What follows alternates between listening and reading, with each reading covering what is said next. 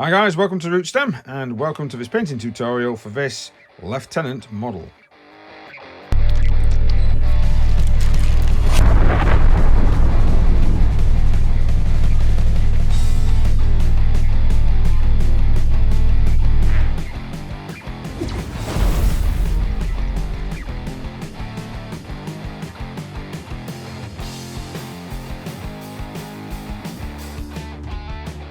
Hi guys, thank you very much for joining me. If you do enjoy the content, please consider liking, sharing, subscribing. At least give us a watch first. In today's tutorial, we're going to show you how to paint up this Crimson Fists Lieutenant. I know this is the Crimson Fist. I know this is the Lieutenant, sorry, from the previous Leviathan box set, was it? Yeah, Indomitus was the other one. I'm having to look over my shoulder because I've got that many boxes everywhere still. Thankfully, they just contain models most of the time. I've got a double set of Armageddon to get through too, but hey-ho. So in today's tutorial, I'm going to show you how to paint up the blue, get those red fists going, and what I did for the purple. Let's crack on and get this undercoated. First off, spray your models with a matte black primer. And then you want to spray them silver. I'm using lead belcher. So we've coated the whole model with some 75% Nuln oil and 25% contrast medium. Just to allow it to settle in all the actual recesses, and once that's dried, so I masked off as much of the silver as I could over items I didn't want to be blue, airbrushed the Telesar blue onto it. If you don't have an airbrush, you can apply it with a brush. Just make sure you might want to put on 2 layers in case it's too bright, and then of course once I've masked it I corrected anything that I could find. I'm going to correct the silver as well by simply going back over it with some lead belcher and then highlighting back up. It shouldn't be too bad if it's in the recess. You might just get away with just putting a bit of lead belcher in there. Gonna get the head done next. Coat of rat skin flesh and an all over wash of Reichland flesh shade. Then we're going to paint back in some rat skin flesh, making sure that we are leaving those lesions or scars on his forehead. We've increased the contrast by adding some thin down Cadian flesh tone.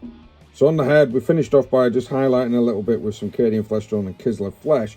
I then added a little tiny bit of Mephiston red to rat skin flesh and thin that down. And then with a very thin brush, just went back over the scars just to sort of give them a bit more of a reddy, fleshy undertone. While we're waiting for it to dry, I'm going to dry brush the black with some Dark Reaper, followed by Mechanica Standard Grey. So the next step, we have painted the Tyrannid pieces. I've got some other little fangs and stuff to do still, but we're going to be painting them up to start with Mechanica Standard Grey. We're going to then hit them with some lighter greys, going up to some more colours that we're going to be able to just paint over with contrast paints, just to get it out there quick and to get some really brightness, some Tyrannid icky brightness on the actual model. So I've got my purple and my other colours down. Now I ended up using Purple Swarm and Pallid Bone from Speed Paint version 2, because of course version 1, terrible.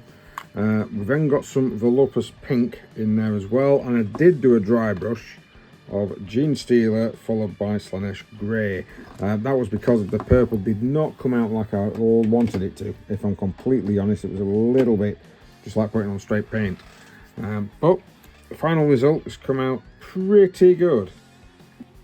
Next step is to get a lot of the sections painted in Rhinox hide. So we've got all of the leather areas, we've done the fists, both left and right, and of course any particular pouches. Anything that we're wanting to possibly do gold as well, or bone, we have also painted. Same for everything on the back.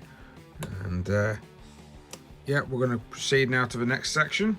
Okay, let's now paint some Crimson Fists. So I've got some corn red. I've watered it down to a nice smooth running consistency. I am now going to apply that to the fists. So what I'm going to do first off, just this back fist back here, I'm just going to kind of scrape along. Just get those digits in. And we're going to keep some of the bestial brown, I always call it that, Rhinox hide in the recesses. Once that dries, if you want to do another pass, you can do. That will allow the paint to be a little bit more.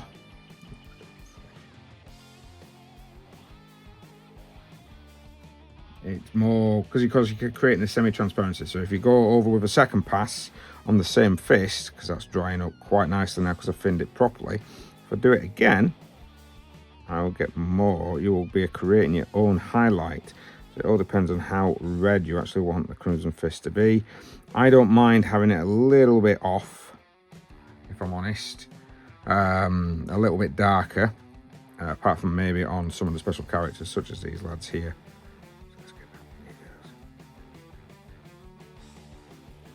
The Feast on Red now applied as a highlight to those fists. Let's get on to the next stage.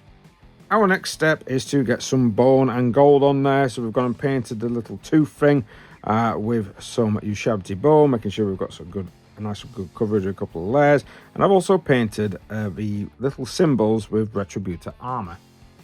Next up, we've gone and done a bit of the old leather. Now we've gone in with Doomball Brown for the majority, and then kind of like highlighted across the outskirts with Scrag Brown. It looks a little bit messy at the moment. That's perfectly acceptable because we're going to be doing a wash and then kind of like tidying it up in a moment. So we're getting there quite nicely now. We just need to start adding some washes to these brown areas that we've painted. We are going to use Skeleton Horde for any bone, and any of the leather areas are going to be painted up with Agrak's Earthshade, including the gold pieces. Sorry, leather bits is going to be Seraphim Sepia. Okay, it's all dry. We're just going to get some Ushabti bone. We're also going to get some gold with a bit of silver just to highlight the gold. So we're going to cut it back in, same Ushabti bone onto the actual bone itself. Just cut it back in with some edge highlighting. And we're also going to use some Scrag Brown back, just kind of little. Make sure you use a precise brush. I'm going to be using the Hobby Precise Detail brush from the Army Painter. We're going to do little tiny lines, make sure it's nice and thin, your paint. And we're just going to cut back in with little lines just to give it a bit more of a highlight on all that leather, all that gold, and all that bone. We're not far from completing this model. I need to do these knives. So I've got myself some Iron Hand steel, and I've painted them up ready. I'm going to be applying some Null oil, and I'll probably end up leaving that, but I will need to do some blood effect on that knife. Please note, I forgot to paint the grenades, so